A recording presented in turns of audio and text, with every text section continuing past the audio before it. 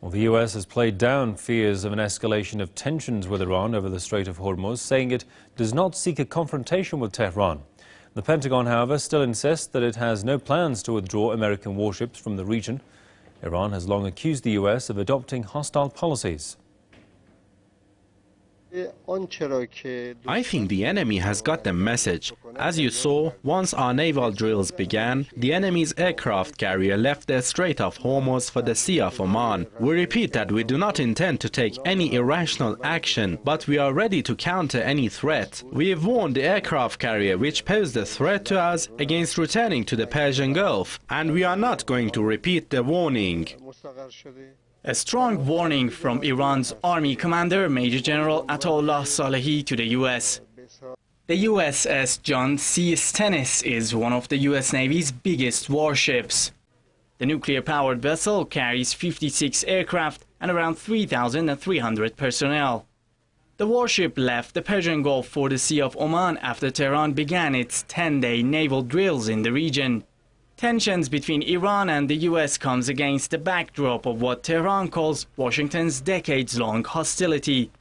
The US has frequently threatened Iran on different occasions over its nuclear energy program. Tehran has in return said it will respond to any US threat in kind, that is, with threat. Iran and the US severed ties after the victory of the 1979 Islamic Revolution. Ever since, Washington has imposed numerous sanctions on Iran which target not only the Iranian government but also civilian industries. The US has banned the sales of passenger plane spare parts to Iran, technically jeopardizing the lives of civilians traveling with Iranian airlines. Iran accuses the US of funding terrorist groups operating in border regions of the country. The terrorist groups are responsible for attacks that have killed large numbers of Iranian citizens. Washington's antagonism against Iran is not limited to sanctions. The US has for many times threatened Tehran with military action. Presidential candidates from the Republican Party have openly promised to attack Iran if elected. Tehran has warned against any attack and has stressed its response will be a crushing one. We will protect the borders of our country until our last drop of blood. If an enemy wants to attack our borders, we will stand firmly and respond decisively. Well, James Morris, political commentator, joins me from Los Angeles. Welcome to the program, sir. Mr. Morris, oil prices have gone up following the recent rhetoric exchanged by Iran and the United States. For how long can the US afford to do this, given its economic crisis, especially its debt dilemma?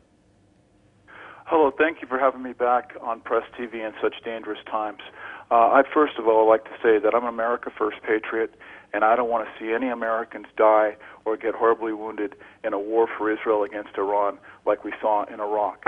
But I felt compelled to come on the air today, and I appreciate your invitation for me to do so, to explain why we're facing what we're facing with regard to a possible war with Iran, which could be manifested into a wider war in the region, which could even become the next world war if Russia and China get involved. It's very dangerous, and that's why I was compelled to come on the air with you today. The bottom line is the pro-Israel lobby in America, AIPAC, the neoconservatives, which are the vanguard of that lobby, have been pushing these sanctions against the Iranian regime. And the bottom line to that is not the nuclear program, because we see Israel with 200 to 400 nuclear weapons that they won't open up to inspection by the IAEA. What this war, if it comes, and by the look of it, looks like it's going to come. And please, do not, with the aircraft carrier Stennis coming back in the Gulf, do not give the Zionists what they are looking for to start a war against Iran.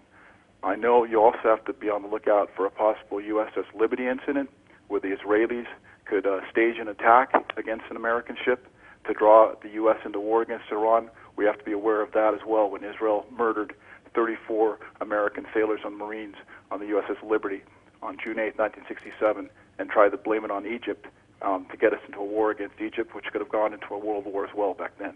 So we have to be on guard against that. But the bottom line here is that the Zionist lobby in America has pushed these sanctions against the Iranian regime, and it's taking us to the brink of war. It's driving up the oil prices, as you just said. In fact, Congressman Ron Paul, if you go to my blog, ushijacked.com, which is also america-hijacked.com, he's saying that any of these sanctions that are being pushed for against Iran are acts of war, and that the Iranians have the right to self-defense. Now, Indeed. It's imperative that the world wakes up to this, to see what these Israel firsters, the American Israel Public Affairs Committee, the neoconservatives, which own the U.S. Congress, they own the Republican Party, they're pushing us to war, and it's utterly unacceptable for patriotic Americans to put America first like myself. Indeed. Now, Mr. Morris, with the talk of these threats about a war between Iran and America, the question is how ready militarily is the United States for another war after Iraq and Afghanistan? Well, you have to realize the U.S. has a very potent and formidable Air Force, and its Navy is the best in the world. And I'm glad for that. Like I said, I'm a patriotic American who puts Israel first. But I just don't like to see the American Navy, the American Air Force, and U.S. troops which are being repositioned out of Iraq. There's still 17,000 personnel in Iraq, contractors and whatnot, but American troops have been repositioned out of Iraq, and they're basically going to be staged in Kuwait for a coming war with Iran.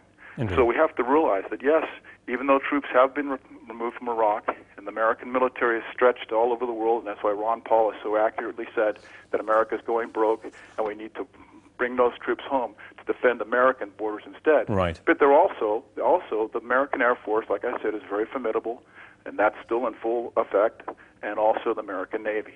And they can bomb Iran into the Stone Age if a war breaks out. And please, the Zionists in America, the Israel firsters, would like nothing more than for your country to attack an American warship, the Stennis, or the aircraft carrier Stennis, or any other American ship, to set the stage for war, and it'll be all over the pro-Israel biased media here saying, Iran is an attack on an American ship, we've got to retaliate.